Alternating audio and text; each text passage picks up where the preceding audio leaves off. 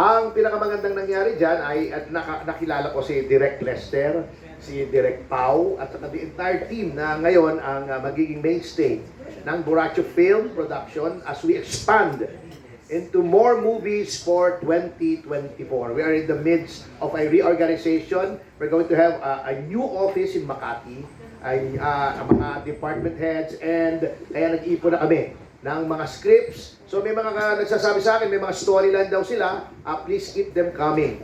Okay? Nadidistract ako kay, anong ganda ng hair din niyo? Ay, parang Catherine Bernardo ang dating eh. Feeling DJ tuloy ako. Hindi na, wala na pala sila. Kuya Attorney, talagang ito-spot mo ako dun. Okay, so what's next? Attorney, okay. The floor is open for questions. Hindi ba isa na lang question pag present ng talents? Kasi di ba i-present pa natin yung talents natin?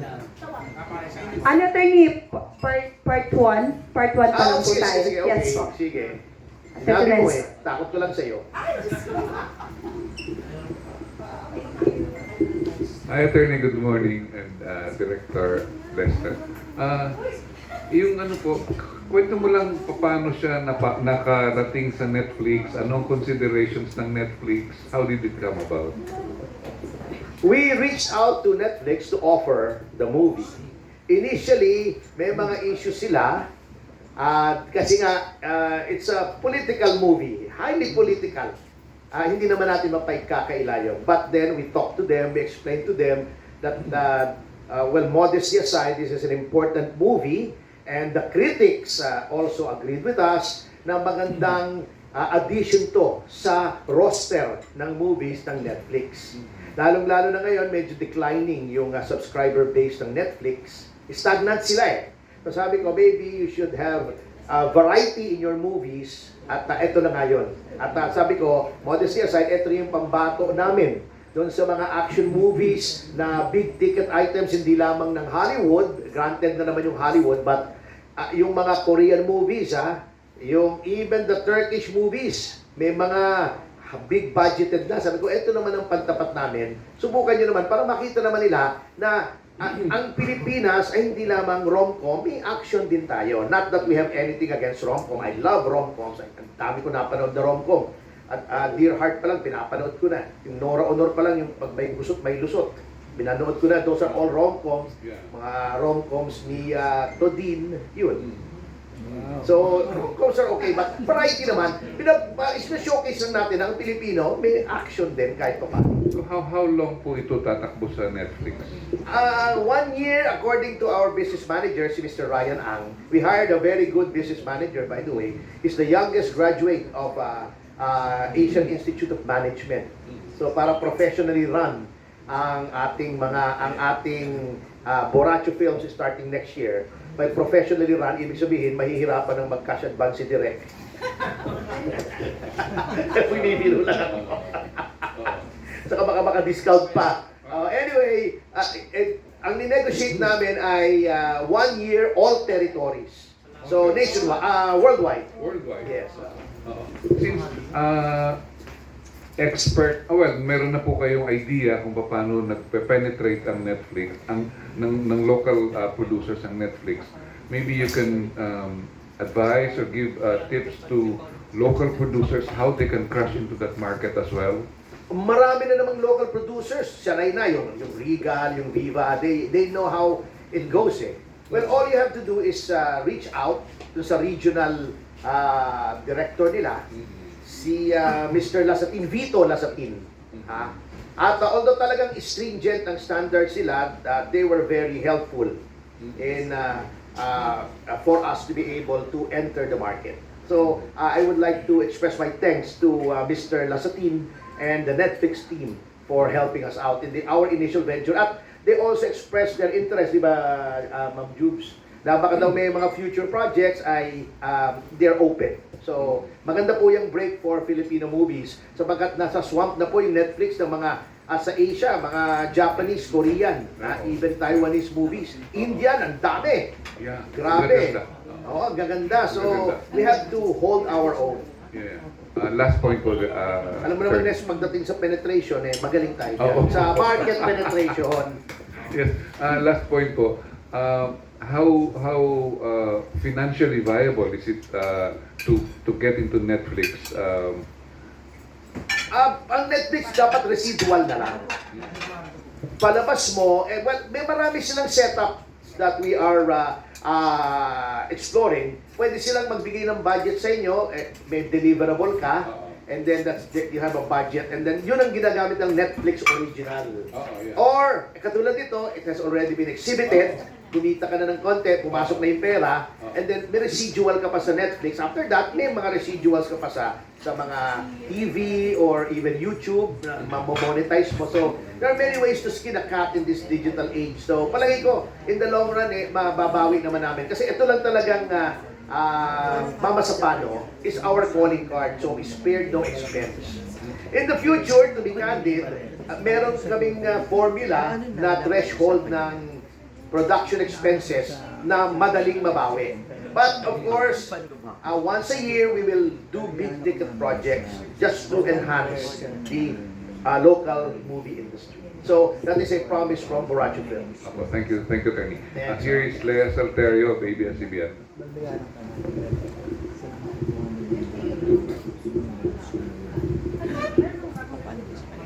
Thank you. Attorney, Hi, Tita Lea. hi, good afternoon. What was the reason bakit na-delay yung spring prod? Hindi. Kasi nagkaroon kami ng It was visa problems. It Oo. was supposed to be shown last year, right? Oo. Nagkaroon kami ng visa problems na politika kami. International politics pa. Kasi anong nangyari, yung isa naming actresses, si Yelena Koslova, was the holder of a Russian passport. The one who came here? Yeah. Anak ng Hue. Hindi siya pinapasok because of politics kasi standby Ukraine itong Prague, yung Czech Republic. Hindi siya binigyan ng visa sa Czech Republic. So she cannot shoot there? Well, we had already smoothed out the problem, pero it took some time. Pero okay lang naman. Kasi last year nalipasan, dapat itong year na to tapos, early this year, tapos yung principal photography sa Prague. Nalipasan kami, we needed That was the what you winter scene. announced, diba? Yeah, we needed yung winter scene syempre, winter, pagdating mo ng March, April, winter yon. Hindi mo naman ma-simulate yun. So it has to be real snow, it has to be really cold, it has to be really there. Diba? So, yun. Ganun talaga, those are the breaks. Pero marami naman, these are all learning experiences. Kung baka sa matrikula ka muna. Ngayon, alam na namin kung paano ma-avoid yung mga ganitong mga delays that jack up production cost. So, alam na ni Jube sa susunod. 3 araw na lang daw, tapos na yung pelikula. Ang bilis, ha? Attorney, what else is lined up next year for your company, for Borracho Films? Meron kami dalawa, may script na. Yung One Dinner a Week, ang sumulat ay, Si Eric? si Easy Ferrer, direct Easy Ferrer. Isisin by scene na namin para ma-finalize na namin. It was supposed, alam mo, yung inisip ko yan 3 years ago, it was supposed to star Edu and Ritz. Bagay na bagay May December? Parang gano'n na medyo tragicomedy o dramedy or however you call it. Pero ang nangyari, well, actually, we wish him to get well soon. Nagkaroon yata ng konting aksidente. Si Kuya Dudes has to rest for 3 months. Ine-explore na rin namin yung possibility na baka hintayin na namin siya, no? And then, si Ritz naman is trying for her first baby. So, medyo lay low muna siya sa showbiz. So, we are planning to launch one of our new talents here or be ibang kaming alternatives. But it's going to be done by next year. Meron pa isa kami, yung Pain by Troy Espiritu. Ito naman ay parang, Pain is parang yung political thriller na medyo sexy. Yan. Pain, bait. Kaya nga mahirap Yung iba sabi nila, pain. Kasi pain. Nilalagay namin pain, bait. Sabi naman, ba't bait? Magulo yung title ng pating. Hindi mo alam, pain, bait, bait. Ewan ko ba? Palitan ko kaya title. Nahihilo yung mga tao Oo. Like, free And then meron na akong isa pang Eric Ramos na To the Moon. To the Moon ba? Yan, maganda rin yun. It's about a child with autism. So may tatlo na kaming nakabang. So, wala pang casting yung kay Eric. Wala pa. Yung may mga may mga naiisip na kaming cast dito sa Pain, iniisip ko nga si Paulo Kaya lang masakit ang ngipin. Siguro naman by next year, wala nang sakit yung ngipin niya. Oo. Wala nang ngipin. Pahi ka! Anyway, thanks, Direk. Okay, thank you. But rest assured, siguro, by next year, baka 6-7 lang, okay na direct, Oh, ang dami na nun, And then, lang naman, these are small movies. Plus, may isa kaming malaking big movie, baka maituloy namin yung kay Pastor Kibuloy. Na yung Thy Kingdom Come. Medyo inaayos na lang kasi mahirap yun, talagang big ticket yun So, wala ka pang director and cast no, for that? Wala pa, pero ang default director natin si Direk Lester At siya rin yung head ng creative department natin. So siya nang magbabagay ng project sa director. Actually po ang plano po ng Boracay is gumawa po kami ng pool of talents ng mga director, mga writer, pati mga actors. So sa ngayon po, yun po kasi ako, sabi ko nga kay attorney kahit pelikula lang sa isang taon. Ang daming nakalinya ni attorney. I think parang 30. Attorney, tama ba? Hindi, marami talaga, ang dami. So yun. Direct Abdel pala, meron na siyang ticket sa amin. Yung Pain will be directed by Abdel Lami. Ayun, Abdel Lami. So yun, marami pong mga opportunity para sa mga film industry kahit paano. Baka makatulong po yung Boracay. Ito si Mark na po, baka may aspirations mag-direct nito. Hindi, yung mga bata, bigyan din natin ng mga break. We need the next generation. You'll never know, baka ma-discover natin yung susunod na Broca, or Celso Ad, di ba? Or Elwood Perez. Si Elwood ba, buhay pa? Okay.